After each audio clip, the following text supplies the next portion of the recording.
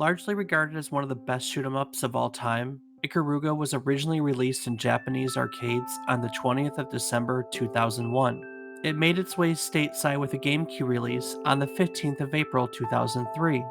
It was a different time, and the world was a different place. Ikaruga itself was a very different game.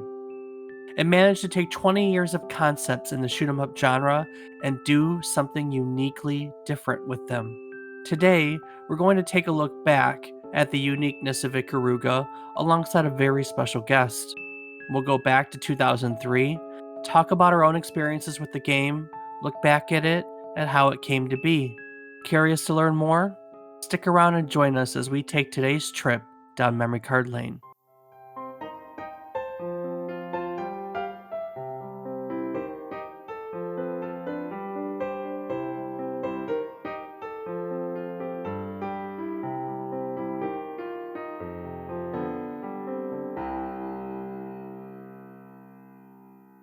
Good morning, good afternoon, and good evening. I hope these words find you well.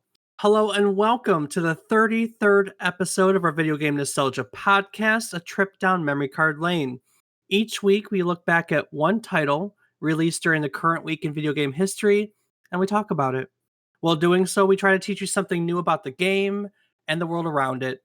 This week, we're going to take a look back at one of the best 2D shoot 'em ups of all time, Ikaruga.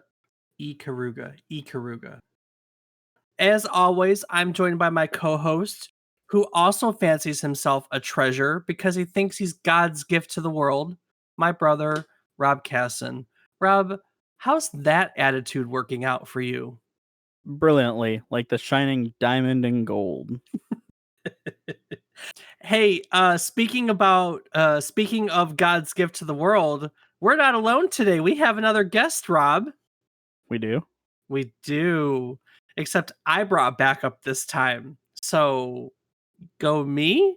Yeah, you can go. So, who'd you bring? I'm getting to it. I thought that it would be very appropriate to bring the person who is the only reason I know anything about this game, one of my closest friends in the entire world, one of my good friends, Ryan Shepard. Ryan, you over there? Hello, hello. Ryan, I have a quick question for you that I've decided I'm going to start asking all the guests when they come onto our show. What is your earliest video game memory? Like, just knee-jerk reaction. What's the earliest video game memory you can remember having? Okay, so I'm in the bathtub, and Okay. I'm 5 years old, and my siblings come home with Mario Brothers 3. So naturally, I cut that bath short, and I got to work. I I I'm really interested by the fact that so I'm in the bathtub. I mean, that's okay. All right. So you remember Mario Brothers 3, being excited about it and interrupting bath time. I'm sure that I played the original, but for some reason that memory of I got to get out of this bathtub, I'm not missing out on this new Mario. That's what sticks out to me. Awesome.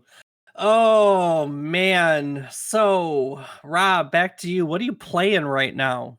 What kind of a question is that, Dave? We all know what I'm playing right now. You're playing RuneScape right now. In general, what are you playing this week? How's that for a question? RuneScape. No Apex this week? No, I did actually play a small amount of Apex this week. Got a couple more wins in with the guys, but yeah, just a lot of RuneScape catching up on my animes. Back to the RuneScape. Ryan, how about you? What have you been playing this week? My life exists within a Minecraft bubble, and that's almost about it. Yeah, I can confirm that since we're Discord friends that yours does say Minecraft a whole lot. As I say, there may also have been a smidge of a few days as well. Well, good. Good. I'm glad to hear that because we're going to be talking a lot about it. We needed to refresh our memories, be them fond or not.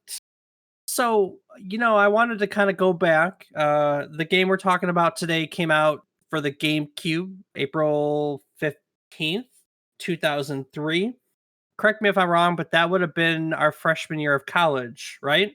Would have been the end of our freshman year. Would have been like spring of freshman year. That's right. Correct. Yeah, correct. Okay. And there was a lot of stuff going on in the world. April 1st, April Fool's 2003 was unique for a couple of different reasons. For one, Red versus Blue, the one of the earliest Mhm. Machinima series I can remember, made its debut on April Fool's Day. So good. It's so good. And the one thing that everyone thought was a hoax, which actually happened on April Fool's that year, Square and Enix merged together to become Square Enix. I mean, it's just common for it to be Square Enix now. But that happened, what's that, 18 years ago now? Oh my god, that's 18 years ago now. Old. If they were a person, they'd be a legal adult now.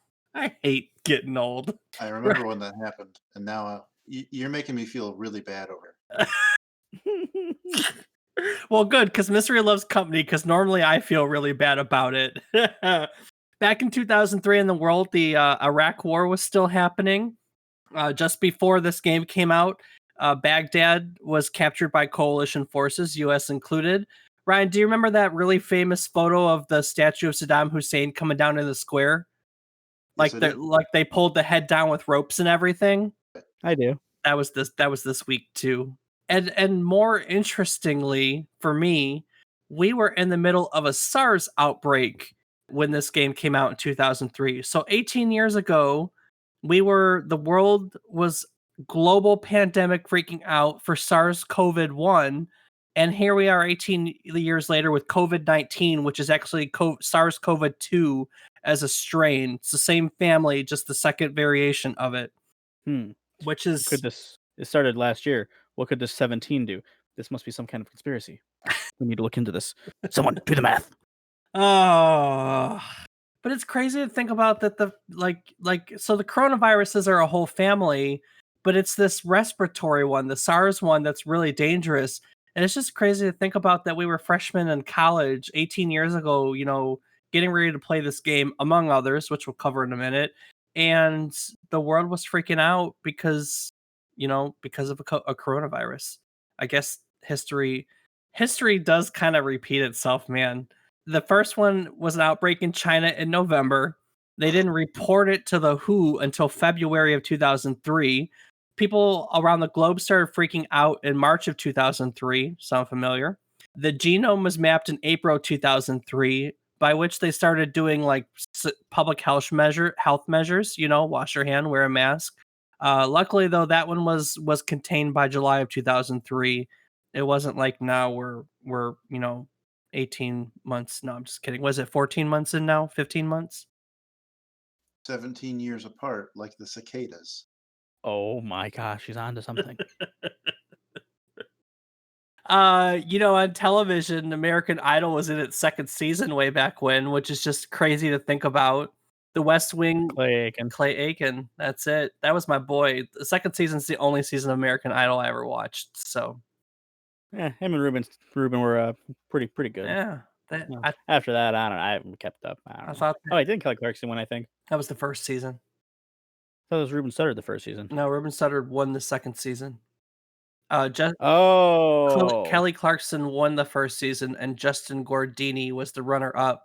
And the second season, Ruben Studdard won, and Clay Aiken was the runner-up. gotcha. Okay.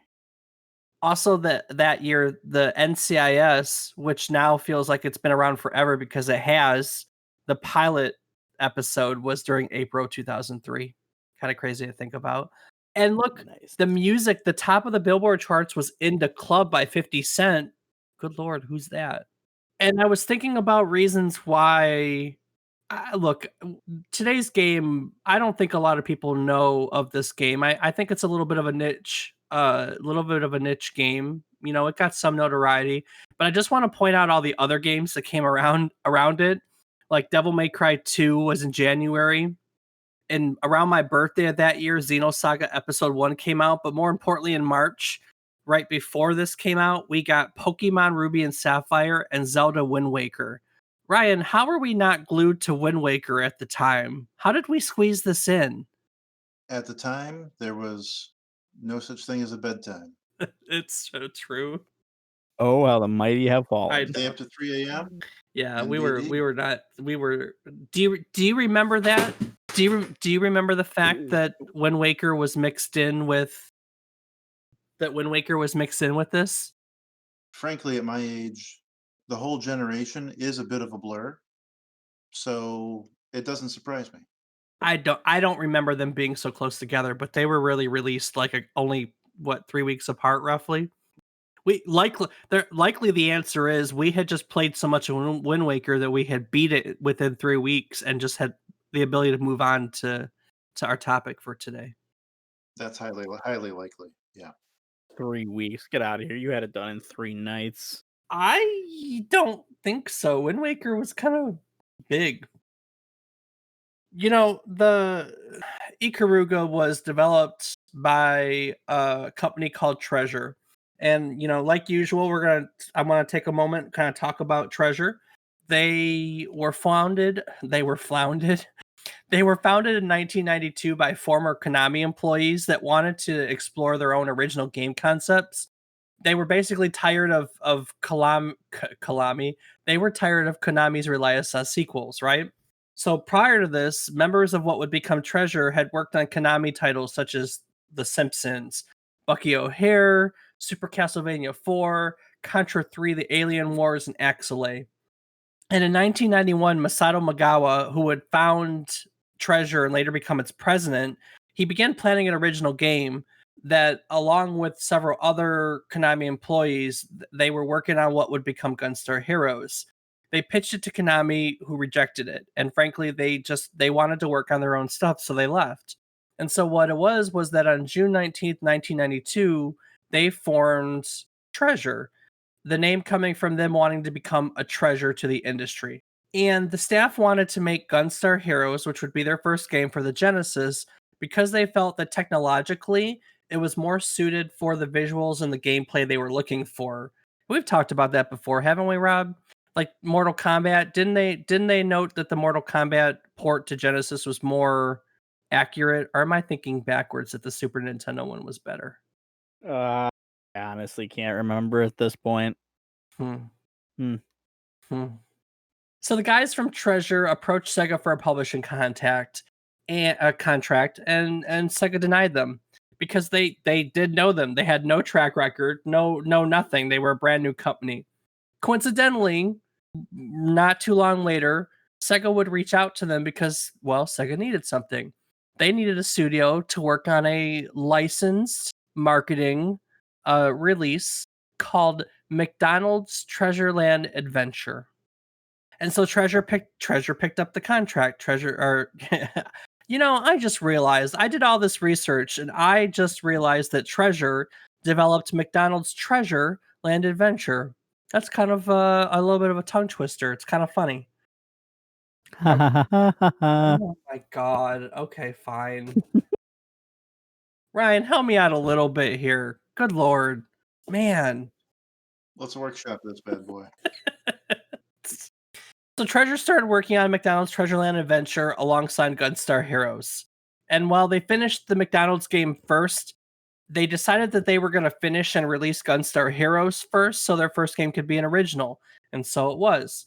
Gunstar Heroes became the first title released by Treasure.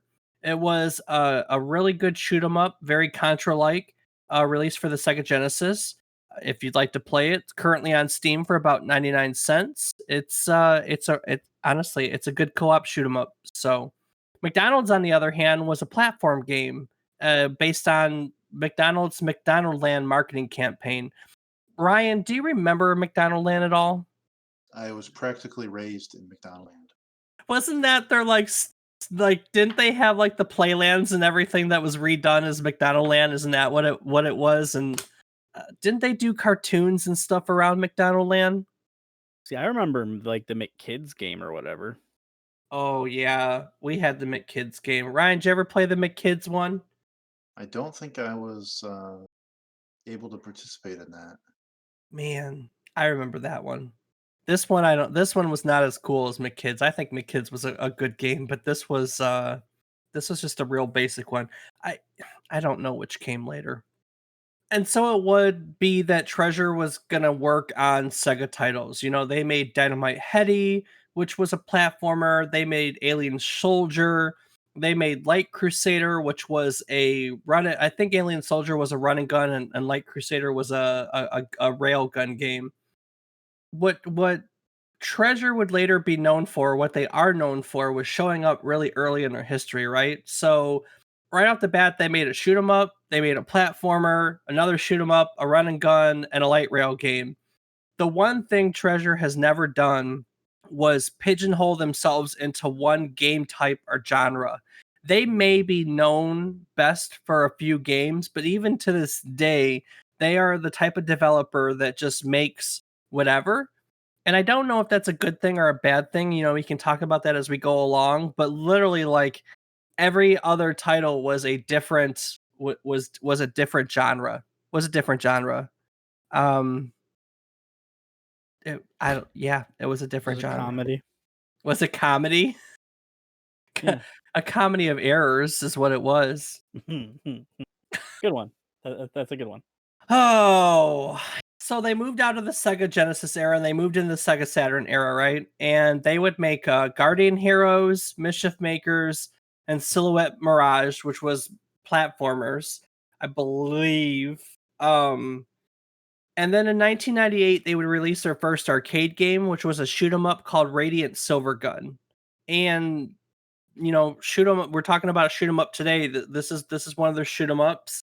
They move into the 2000s. They did not start the 2000s very well. They were making another one called Gunbeat that was canceled. They made a couple games called Slip Heat and Stretch Panic, both of which were just slammed by critics. It wasn't until 2000 that they'd make for the Nintendo 64 a rail shooter called Sin and Punishment. Now, Ryan, we were talking a little bit before getting on this recording today. You have Sin and Punishment, not back then, but now, correct? That's right. I never played it back on the 64, but I was able to sample it on I believe it was the Wii Virtual Console that it came to. Now, you did that after that by timeline that would have come after your playing of Ikaruga, right? Yes, significantly later. Do you have a preference between the 2? Did you play enough of Sin and Punishment to have a real Uh, opinion on it? I mean, yes, in that it's a solid game. Um, Frankly, my heart lies with Ikaruga. As it should. While Treasure was making Sin and Punishment, they would start development of Ikaruga. Ikaruga would be a spiritual successor to their first arcade game, the earlier shoot 'em up called Radiant Silvergun. Ikaruga was released on the 20th of December 2001 on arcades, and it was released for the GameCube on April 15th, 2003, hence why we're here 18 years later talking about it. Now, like I said in the very beginning, I would probably know nothing about this game if it wasn't for Ryan here. And I'm curious, Ryan, where in the hell did you come across this game?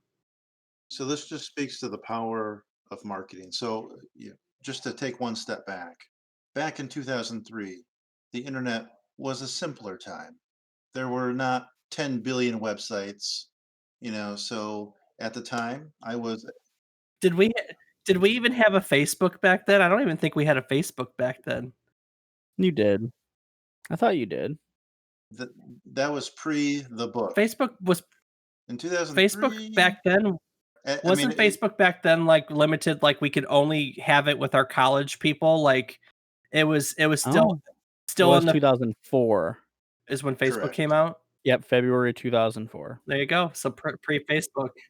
That's right. And at the time, it was limited just to certain college campuses before becoming the. All right, sorry, Ryan. It was just a much simpler time. Social media was not a thing yet. Well, we had MySpace, didn't we? That we did. So right. So at the time, I was a devout follower of IGN because let's call it lack of options. But at the time that they put out a lot of very favorable coverage of this game, and they their preview included this ridiculous quote that just ended up on the actual U.S. released box art, our frothing demand for this game increases. Who the hell thinks that up? Our frothing demand. What is a frothing demand? Like You want to play this game so much that you're just basically you're frothing at the mouth. frothing at the mouth. You're ha- you're basically you're basically you have rabies for this game Precisely. And so I thought to myself, well, whatever the hell it is, it must be pretty good. Touche. because you're frothing at the mouth for it. Okay. Well, was it pretty good? Was it good? Was it everything it was cracked up to be? So my history with shoot 'em ups is relatively sparse. Uh, so while I had played, shoot 'em ups before, I'd never particularly experienced, what I affectionately call the bullet hell genre. So it was quite an education. I bet. I bet. Well, let's talk about the gameplay. So now we are here. It's April 2003. We're sitting in what's likely your dorm room around the hall from mine. Or would this have been you would have been upstairs from me at this point? Doesn't matter. We'd be sitting in your dorm room playing this on GameCube, and it was a lot of fun. So for those of you that don't know, Ikaruga is a vertically scrolling shoot 'em up. So it's like your old shoot 'em ups where your ship is at the bottom of the screen and your enemy ships are coming from the top and shooting at you. But this one has a very unique element to it, does it not? Well, I would love to answer that question. I was getting some audio skipping on my side. It's okay. This shoot 'em up has a very unique element to it that's The unique to polarity this switching. shoot 'em up. The polarity switching, absolutely the polarity switching. Okay, so you basically have two colors, black and white. That's the polarity switching. And when and you switch with one button, when you're black bullets don't affect you. You absorb them. And when you're white bullets you absorb them. And so this game wasn't just a shoot 'em up in that you had ships coming towards you and you shot at them. There was some strategy involved because the bullets would come at you in waves. That's the concept of bullet hell, that you have these very intricate patterns that you have to like learn and maneuver your ship through. And this one added the fact that you could absorb bullets. So it wasn't so much just avoiding bullets, it was also absorbing bullets. So switching to black when the black bullets were coming at you in waves, and switching to white when white bullets were coming you at waves. Yes. Yeah, did I cover all that? It's also a tale of the story of race in America. Is it really? Black and white. I got it. Okay. All right. I'm so slow. You're, yeah. Oh my god. Ryan. I saw an opportunity, I had to take it. Oh. But okay, so back to the gameplay. When you got your hands on Ikaruga, what stood out to you about it? What you were frothing at the mouth for it. You picked it up, you got it, we sat down. What were your impressions of it? First of all, basically screaming at the top of my lungs, how the hell do I stay away from all of these Yeah. bullets? Oh, right. I switch to that bullet's color and I can ignore them. I can absorb them. And then quickly learning, it's extremely easy to die if I'm not paying attention. Um, Once you get really good at the game, you can, I don't know, 45 minutes or less, probably. But at the time, just getting to the second level felt like a huge, accomplishment. Well, it's not like, people listening maybe like, okay, well that's cool. When the white bullets are coming at you, you switch to white. When the black bullets come in, you switch to black. It's not like it was like a steady wave pause switch, steady wave pause switch. Like you literally had patterns where it was like in quick succession, black white, black white, black white, black black white white white, black black white white. Like you had to learn. There was a certain puzzle like element to switching and learning the patterns because they weren't Yeah, simple. that They weren't simple in any way, shape, or form. They were Bullet Hell is a really good Bullet Hell is a really good description for the genre, frankly. yeah, certainly, when you've before you've started to recognize those patterns, it's just panic, like, what the heck am I doing here? Before you start to kind of see the way, can get to the next screen, get to the next level. In the original prototype for the game, they originally designed this game with limited ammo. And, this mode would later become one of the bonus modes in the game. But originally, the way they designed it was that you switch to the color and absorb the bullets. And these were the bullets that you could fire back to against the enemy. And this mode was ditched because before the enemy was shooting at you there was no action. Like there was all this downtime because if you didn't absorb the bullets, you had no bullets, and that was just deemed to be no fun whatsoever. And you're right, it's a very short game. It's look, this game is hard. It is stupid hard, and I don't know if I've ever beat it, to be totally honest with you. And you can play it as single player, you can play it as two-player co-op. It's got 3 levels of difficulty, and hell, it even has a practice mode where you can play it at normal speed or you can play it at slower speeds to learn the pattern. And I still don't know if I've ever actually done it enough to go through it. Um, but it's funny to think that it only has 5 levels. It only has 5 levels. You're right. You can beat it in 45 minutes, but I don't think I've ever beat it ever, ever, Ever? ever. I don't think I've beat it ever. Ryan, have you beat this game? Yes, in normal mode, but yeah, couldn't uh, couldn't handle it at the higher difficulty. Did you try any of the special modes? I know that there was like that bonus mode with absorb bullets, and there was also the bullet eater mode, which they put that on the cover? Yeah, there's a bullet point on the back of the box about this cool bullet eater technique. Um, you know, I I did try the bullet eater mode, and I may have got through the first level, but it takes a lot of patience to sit there and not just empty your cannons and start blasting what's on the screen.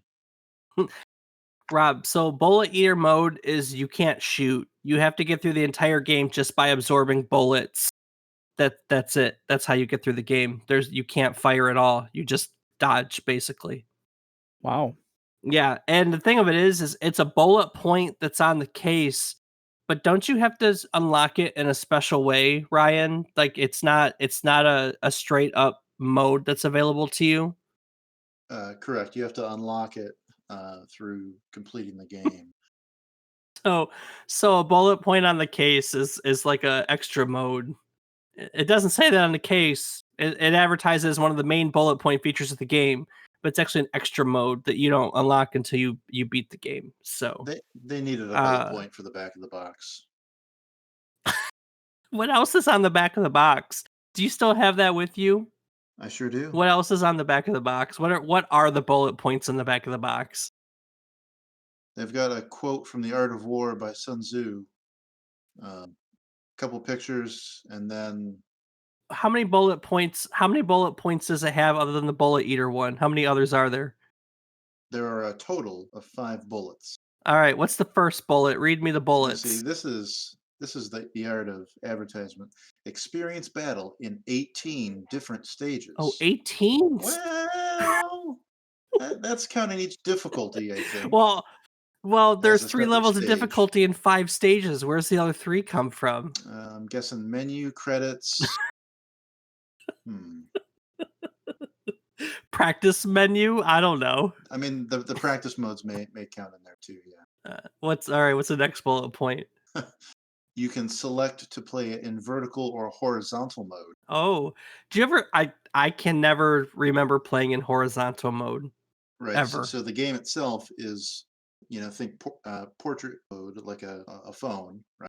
But all the Yep. TVs at the time are widescreen. So they had a mode where you could play it essentially sideways, and you could, I guess, lay down on the ground and look at it and take up the full screen. Alternately, you're playing on a relatively smaller portion of the screen. Do you remember your TV at the time? Yeah, What were we still rocking old school CRTs? yes, we were. Yeah. So They weren't even widescreen they yet, were were not. they? They were four by three. So take your 38-pound, 12-inch TV, set it on its side so you can take up more of the screen. Oh man. All right, what's the next bullet point? The bullet eater mode. Okay. What else Next they ever bullet point: post high scores on the Ikaruga website. Yeah, didn't they give you a code when you finished that you had to use the post on the website? Isn't that how that worked? Yeah, yes, yes, that's correct. I mean, it wasn't like now where our gaming systems are everything's connected to the internet. The GameCube didn't initially. Eventually, it had a online device.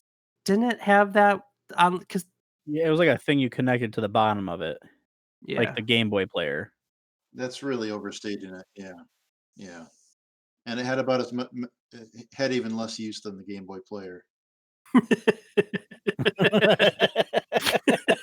Now, don't get me Yeah, wrong, that's I had accurate. both of them. I'm sure you did. Oh, I wish I had a Game Boy player in all honesty. Oh. Oh, but and there were God, the freaking online capability of the GameCube.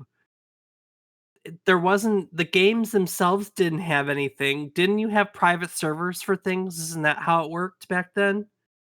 So the Mario Kart game for the Cube was Double Mhm. Dash. Great game.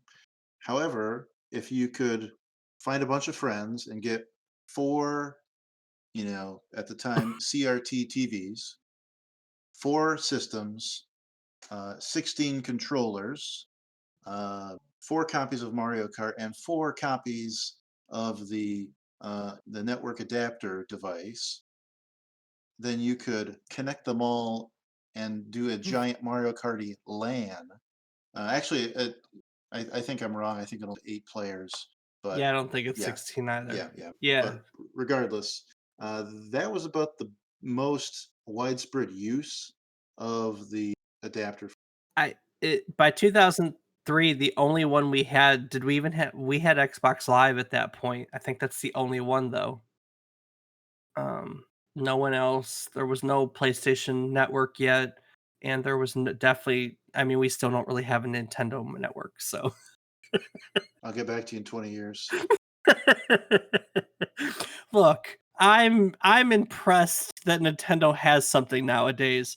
We do get to play Mario Kart together with moderately little issue, but let's be honest, No, Nintendo yeah, even to this day. the Switch Online is totally state of the art compared to Uh, the original Xbox, and I love Nintendo. Go Nintendo. Oh my god. Ugh. All right, what's the so you get a code, you can post it online to know how your stats compare against other Ikaruga players. What is there one more bullet point? It just talks about two-player mode. They were really stretching, to fill the box here. Did you ever play it in two-player mode?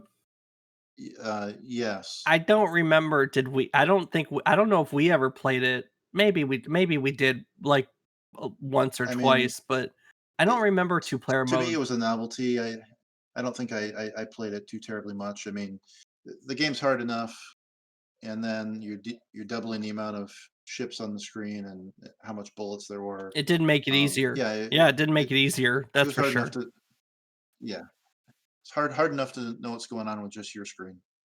Oh man, do you remember the story at all? That it had a story. The story is basically on the back of the box and in the instruction manual. Well, my recollection of the story in the game is very abstract in that there's very brief quotes that come up on the screen as your ship's kind of transitioning into the level or out of the level, but not much into detail. There's no voice acting back in the day. Yeah. No, no, and I didn't even really know it had a story because it doesn't feel like a story to me. It feels like every time you beat a level, you're treated to like, you know, Inspirational quote. inspirational quotes. I was going to say Confucius quotes, but inspirational quotes is actually pretty apt. So Confucius quotes may be a little stereotype, but yeah. So it has a story, and as it goes, it's the story, and this is manual. It says several years prior, the ruler of the small island nation of Horai, Tenro Horai, and I'm probably butchering all these names like I normally do. He discovered an Nailed it. incredible magical power deep within the ground that gave him godlike strength. The Ubusunagami Ukinokai. Does that sound right? Sure. I don't know. Nailed it. Tenro and his followers used his power to conquer other nations. A rebel federation called Tenkaku emerged to challenge the Horai. They fought to free the world of its conquest, but lost battle after battle. Eventually, they were almost completely wiped out, except for one young man who survived Shinra. What is Shinra? That Shinra just came. Oh, the guy was named Shinra, huh? That's right. Yeah. Yes. Shinra set off to battle Horai again, but he was shot down and crashed in a remote village called Ikaruga. The village was inhabited by people exiled due to the Horai expansion. The village inhabitants saved Shinra from the plane wreckage and nursed him back to health. After healing, Shinra stated that he was still determined to continue the battle.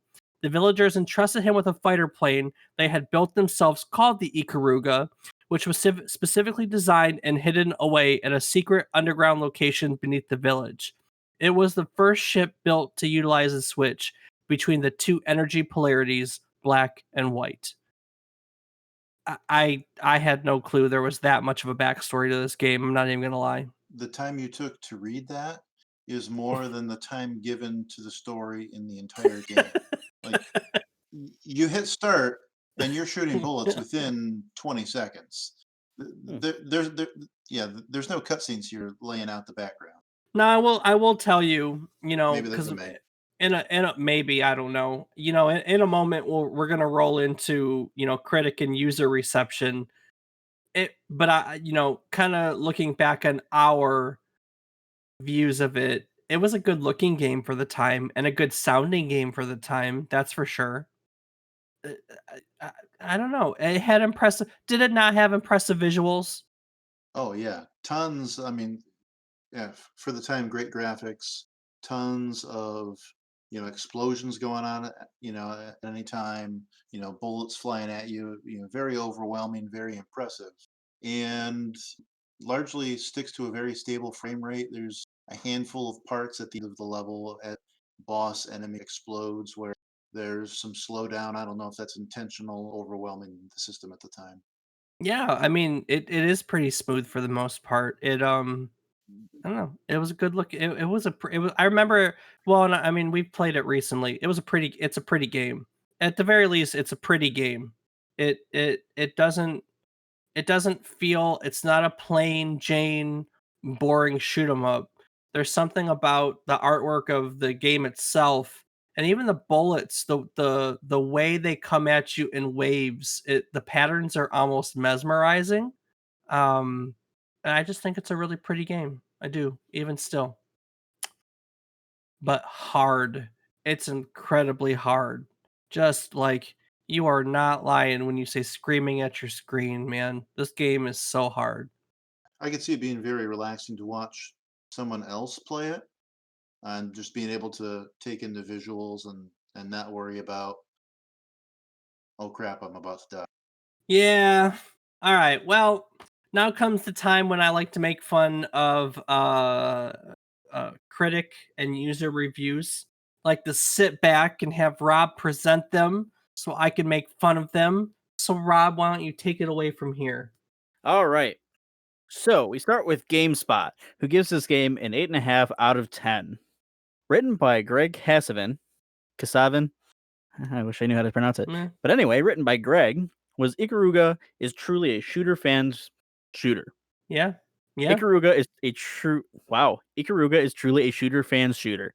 It follows many of the genre's 20-year-old conventions, and you'll find it very challenging even if you've been playing games of this sort all your life. It achieves the impossible. It's an accessible, over the top, extremely intense, highly challenging, utterly action packed space shooter, but one that demands the utmost of care and restraint on behalf of the player. Fans of space shooters owe themselves the opportunity to play Ikaruga, a game that was designed both to impress their sensibilities and to challenge every ounce of their being. Yet anyone who appreciates what makes a truly great game should be able to recognize Ikaruga for its elegant design and aesthetic beauty. Make no mistake, it's not some wistful nostalgia for a bygone era of gaming that makes Ikaruga so appealing. Rather, it's the knowledge that Ikaruga takes 20 years of great ideas in game design and somehow manages to put an entirely new spin on them, not for novelty's sake, but only for the sake of making a game that's both familiar and utterly unique. Ryan, Holy shit, that was really hard. I was gonna laugh so bad. nice for starters. Whew. Ryan, I want to call bullshit on that review because it says that it demands restraint on behalf of the player. I don't remember exercising any restraint. I don't remember having the time to breathe, let alone exercise restraint in that game. Am I missing something?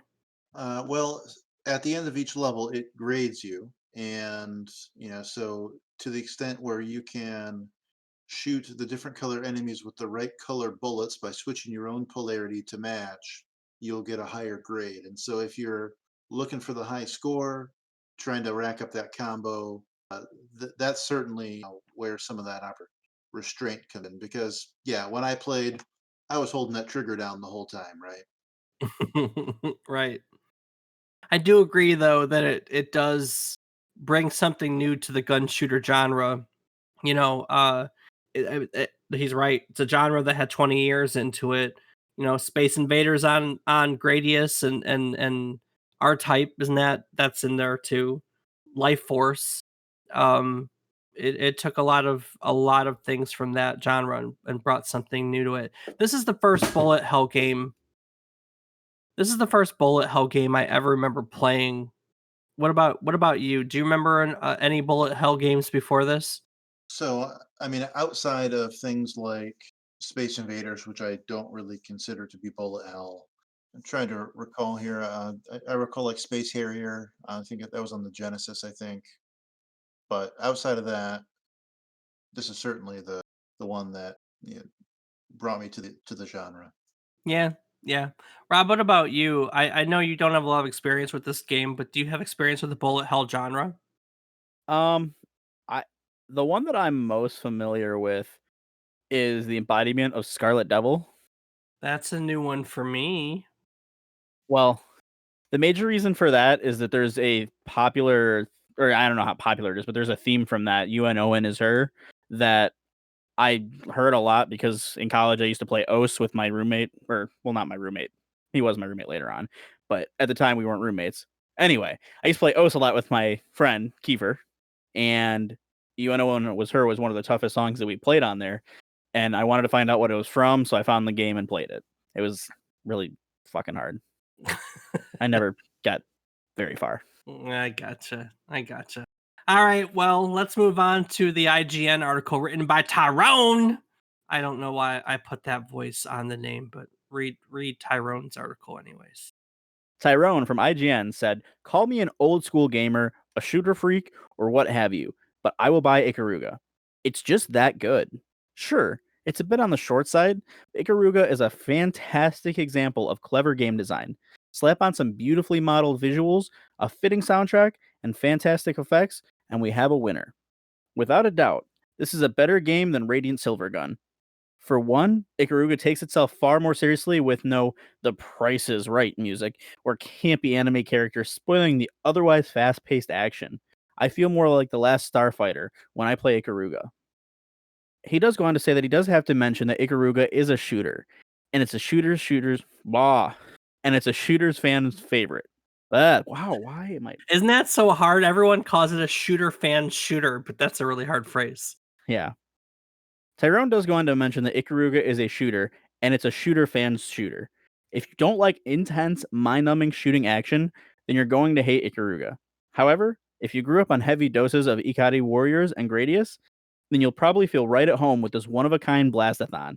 5 more stages would have been nice, but that's nothing a sequel can't cure. Yeah, about that sequel. I don't think Treasure ever did go back to this, did they, Ryan?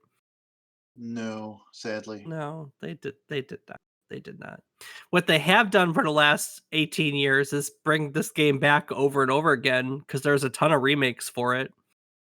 It was on Xbox and it was released on the Switch like 3 years ago, wasn't it? 2018. That's right. Yeah, there you go. Released on the Switch. And all the ports have gotten really positive reviews, so they're doing a good job of bringing it to modern platforms.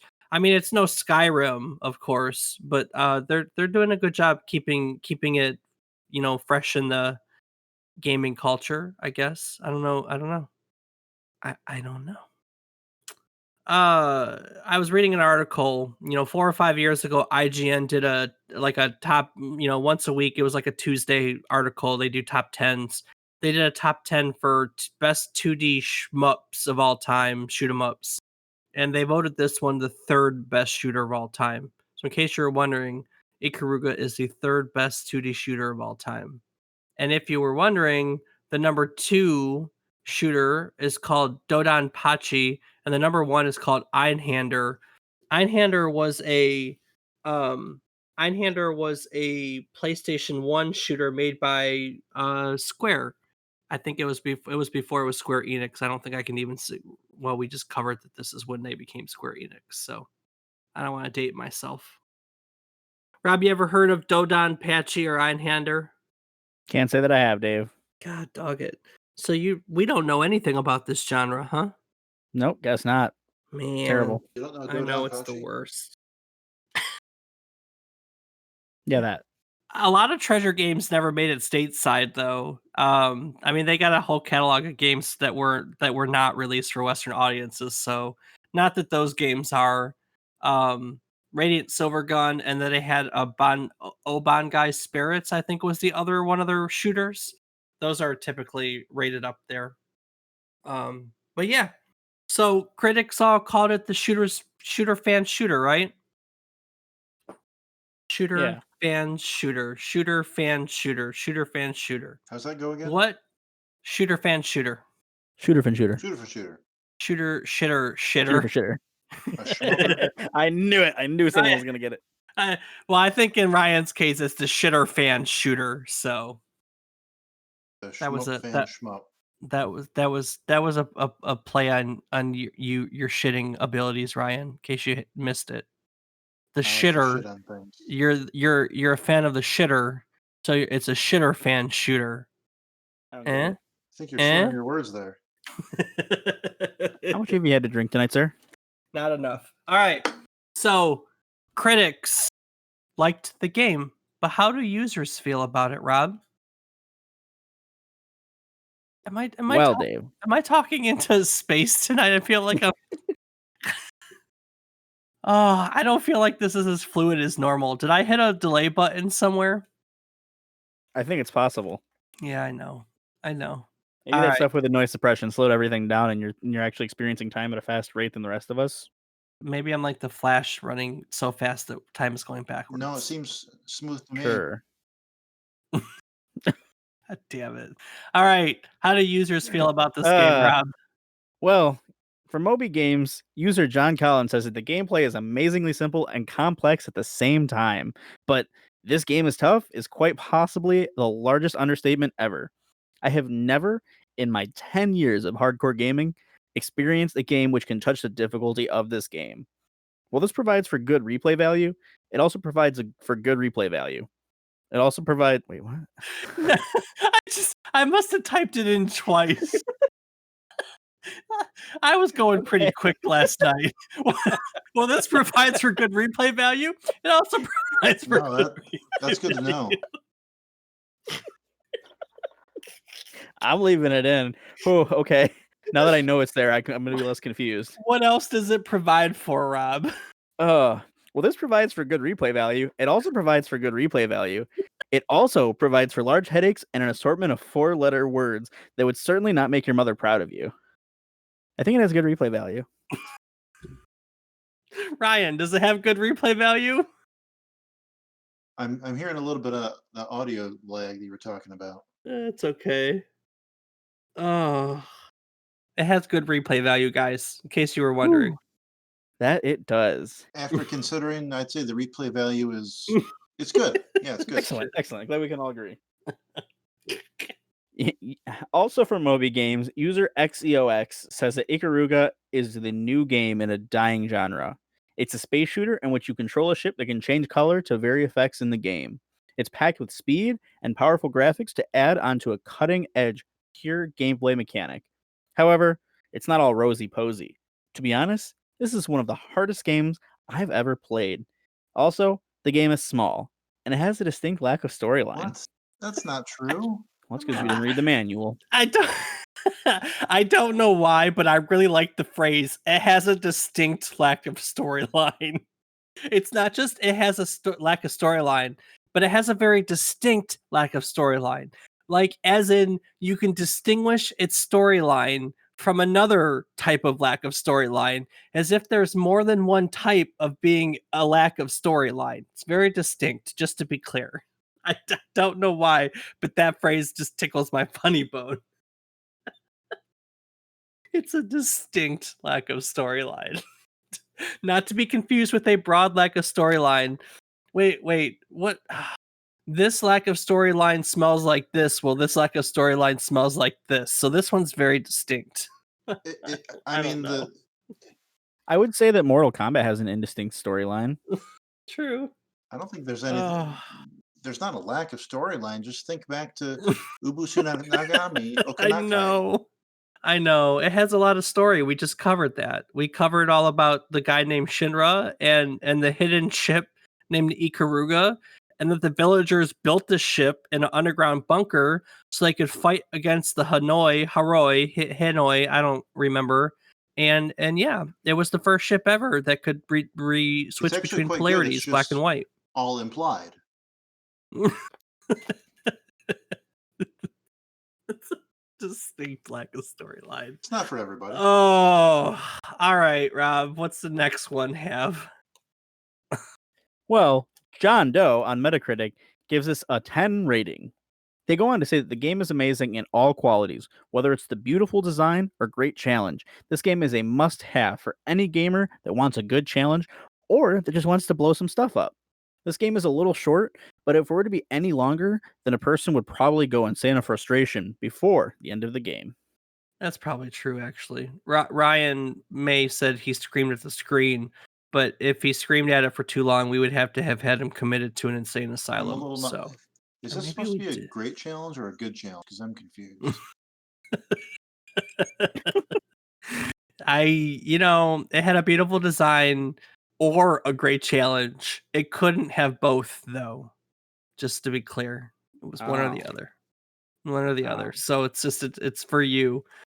And it's a must have for any gamer that wants a good challenge or that just wants to blow stuff up. But by proxy, you can't have both. You can't blow stuff up and have a good But challenge. So that's where the bullet eater it's one or mode the comes other. from. All right, I got one more. I think I put one more review. Yeah, I put one more review. That honestly, I think I can relate to this review better than any other of the reviews that we've gone through so far. So, Well, Dave, Rob, take it away. all right. So, Demonic Angel on Metacritic gave it a 10 rating, and he writes, "First, let us get one thing straight. I really, really hated playing this game." The 10 rating is entirely for the game's innovation, complexity, and sheer beauty. Unfortunately, these games are showcased in a game which is so unbelievably hard and relies so much on reflex, memorization, and persistence that most normal people will probably give up before the end of the first level, which is so true for me. Oh, all right. This is a game, he writes, whose mechanics stretch back to times of yore when games couldn't rely on graphics and sound, instead having to go all out on pure challenge. Mortals, rent first and try not to snap the disc in half. Hardcore shooter fans of old will love it, and for such, it fully deserves the 10 rating. I'm not gonna lie, the notion of giving up before the end of the first level and not liking the game is really kind of how I feel about it. Sorry. It doesn't mind It's kicking okay. you in the Doesn't kick you in the face. It curb stomps you is what it does. I mean, look, it's a pretty game and it's a unique game. And I think in the right mindset, it's a really fun game when you want to sit down and you want to be challenged. I'm too old for that shit at this point. I don't want to be challenged anymore. I'm not even gonna lie. This game may have been fun 18 years ago. Oh shit. We were in college 18 years ago, Ryan. God damn. We would have like gone through school 2 times over at this point in our life. Oh, okay. So 18 years ago, I would have had the time and the patience, to sit down and be challenged, but I don't anymore. Rob, we've talked about this before. I don't do challenging games anymore. Yep, Ryan, true that. Ryan, Ryan, did you go back? You went back and played this again, didn't you? I sure did. Did you get anywhere with it? Well, it certainly showed the difference between my memories of how good I was at the game and how good I am today. Certainly two very different pictures. Yeah, it was definitely an adjustment to Aren't our realize reflexes supposed to be I'm not better? going to Like get to we're level 3. older. Like, are we supposed to have honed our reflexes by now? Obviously wiser and more handsome, but you got to make up the difference somewhere. And so, for me, that's the reflexes. Yeah. You win some, you lose some, I guess. Or if you're playing this game, you lose. That's it. There's no sum or anything else. You played Ikaruga, you lose. Well, that's a fun trip down memory card lane. Rob, any questions or anything else you'd like to know about this game? No, no, it just sounds like I need to give it a try for myself. Yeah, you like challenges. You'd probably really like I don't know if you'd really like this one, but you'd probably get a kick out of it. It's hard. We should give it to Damon. That's what we should do. That little shit loves being beat up by video games for some weird reason. That makes sense. Uh, Damon likes a challenge. We should give him we should give him this game. So, oh, Ryan, before we move on, is there anything else that you'd like to tell our listeners about this game? A question you want to ask? Would you like to implore them to never play it ever again? Now's your chance to get last little bit in about this game. What you got? If you're looking for a easy, good time, move on somewhere else. I wish you had wrote that. If you're looking for a really easy, fun game, play Ikaruga. And I'll use that as the tagline for this episode. If you're looking for an easy, good time. Yeah. So I would say if you're looking for an easy, good time, give this game a shot. Oh, you'll love it. It is so de-stressing. I have never been so relaxed playing a video game in my entire life. The tutorial actually was very helpful. No. Oh. Yeah, I if you like hard games and you like shoot 'em ups, you'll love this game. I don't know if it's gonna appeal to other people though, but to each their own. Try it. That's the only way to know. Try it. Cool. Well, let's move on. Let's cruise right through to the end of this episode. I have a question for y'all. It's the gaming question of the week. And Rob, I'm gonna start with you. Why? Because I like you. That's cool. So if you designed your own video game, Oh. I know, right? If you designed your own video game or you wanted to see a game made that hasn't been made yet, what would it be? Mm. Ah, mm. I mean, I really wish you could get more like motion capture and like more like I would like a more realistic simulation. Like you do a race simulator and it's more you feel more of what it is, or like a flight sim, you can feel the G's and feel the turning and hear everything. It's just more, and I know we've talked about like moving further into virtual reality and what it can accomplish, but just like I guess I don't know if that would really be the case, if that No, counts. I mean if you want to see a simulation game that's more immersive than what we have now. Yeah. Yeah. All right. Simply put, that's it. Cool. Yeah. That I think that's more of a technological limitation than anything at this point, huh? That, yeah, But absolutely. Who they're knows? working on. Maybe I'll actually use my degree for something. There Maybe. you go. There you Yeah, go. right. All right, Ryan, how about Uh, you? If you designed your own video game or you wanted to see a game made that hasn't been made yet, what would it be? And just to break it to you, My Little Pony has already been made, so that's off your table. Okay. Okay. Uh, The scribbling was a nice touch. Well played. thanks. Okay, so okay, well that takes care of that. Okay, my backup then. Okay, old school JRPG with a story as detailed as Ikaruga, as explained in the game, not the manual. So, picture you wake up and you look at your brother and you're like, "Well, should we climb to the top of that mountain?" And he says, "Well, we could, but it'll be full of oh, monsters and things that we'll have to fight along the way." Okay, no story. You just climb the mountain. What's at the top of the mountain? The summit. jeez, Dave, come on. There's there's no twist. That's the twist. I I don't know It if it's relies on the gameplay mechanics exactly like I Ikaruga can't does. argue with that. It's a JRPG in its purest form. Absolute pure form, and I think it would be very challenging for people to get to the summit. It would have to be. It'd have to be something real It'd be super special. easy. Real special. Barely an inconvenience. Yeah, just a quick walk to the escalator that takes you to the top. It's not bad. We should make that. Well, you're the programmer. Come on.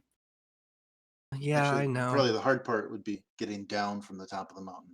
You could Slide. jump. I mean, after that walk up, as inconvenient as it be, anyone would want to leap them, throw themselves off a cliff. Frankly, so it'd be pretty easy to get down. Just my take on it. It's pretty dark. I know. Mm. I'm sorry. I took your not. I took your jovial jaunt up a mountain, and I went real dark with it. I still kind of dig it. Me too. Man, I like it. I like it. So we should go into the video game design. We'll call ourselves the bipolar company. I don't know. Hey, do you think this game is bipolar in more respects than Ikaruga? Just to go back for a second, do you think that Ikaruga is bipolar in more respects than just a polarity? You know, I mean that's one thing of it, but it really is a game that's both fun and not fun at the same time. Can confirm. Can't confirm. No, actually. What about you? You know, I as Rob said, program, and I like to mess around. I've designed 10 gajillion games, but I'm not an artist, and I always hit walls with my art. But like from the serious standpoint, I have all sorts of weird things I want to do. I I'll give you, I was just thinking of a couple of them. One example, since you brought up JRPG, is I designed a JPG or an RPG, but instead of the stats being level based, like, you fight and you get stronger and you go to level two, you fight and get stronger, you go to level two. Oh, he's playing his No, game. I'm playing Ikaruga. What the fuck? Oh, how the hell did you get a Karuga? Did you buy it while we were sitting There's a free here? demo on Steam. Oh yeah. Okay, well, it's crazy. So, Shit. um so I developed an RPG where I wanted to develop a leveling system around age. And so like the story would be about, you becoming a young guy and becoming older, but your stats would level up like age-wise. Like if you were a warrior class when you were young, you had a lot of strength, but as you got older, you'd get weaker and have to rely on other stats. And it'd be the opposite if you were like a mage class. So like, as a teenage mage, you weren't that wise and your magic wasn't strong, but as you turned into an older wizard, you got stronger because because your wisdom got better. And I was writing a story that was more like a life, span of a lifetime that had to play off these game mechanics. So it was kind of weird. I don't know if it'd be any good to be honest with you, but it was It sounds different. interesting. That's for sure. Is there any Ooh, chance sure you do. could incorporate the Donkey Konga controller? Ooh. Can you imagine just designing a game and then someone goes, "I like it, but can we make it play on a bongo?" I mean, someone actually Yeah, did that. no, Donkey Konga. I sure can. I certainly can incorporate the I think it's gonna take some time. I'm gonna have to rewrite the basic control class for the entire game to be able to include inputs from the Donkey Kong controller, but I do believe that I have the technical expertise to do so, just to be clear. So I think we're good. That's a very reasonable request, Ryan. Thank you. I think that'll really allow us to expand and reach new audiences Everyone has a somewhere. Konga controller, I'm sure. I owned Donkey Konga. I have a Donkey Konga controller. My copy of Donkey Konga itself broke, but I still have the controller somewhere. I can't do anything with it now though, because I don't own Donkey Konga. Actually, I bought every stupid music game. I bought every stupid music game back then. I loved music. I still like music games, but I bought every stupid music game back Hey, then. they were a lot of So fun. I remember I was so jealous when you got Donkey Mhm. Konga. I wanted to play it so bad. yeah, that one was Donkey really Konga 1, weird. 2. They eventually Really, had really weird. the side scroller shoot 'em up that, or this side scroller offshoot that used that same controller. Yeah. That was actually really good, but Oh, very bizarre right. at the same Well, time. so that'll do it for our game designs for this week. And yeah, so I think that's gonna about do it for our episode. I am gonna skip a little bit. Um, yeah, that's gonna about do it for our episode for today. So I'm gonna start by saying thank you, Ryan. It's been a lot of fun having you on. I really appreciate you joining us. Certainly, I certainly. hope you enjoyed it too. You have to come back again. It's fun talking about college because that was a long time ago when life was way more simple. Way more simple. Was it? Uh, It yeah, it was. was. Oof. So Responsibility. before we take it out, I'm going to give you one last chance. Is there anything that you would like to add to today's episode? Well, I mean, would this be an opportunity to plug my book? Yeah, you have a book? What? No. But if I did, I would definitely plug it at this Yeah, point. yeah.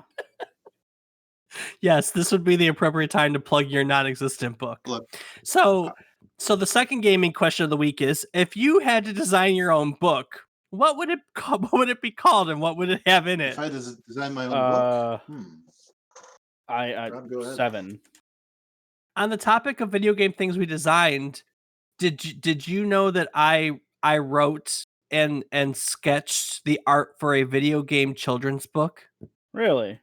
It used video games to teach kids manners, like sharing your controller with your friends and other fine anecdotes like Oh. that.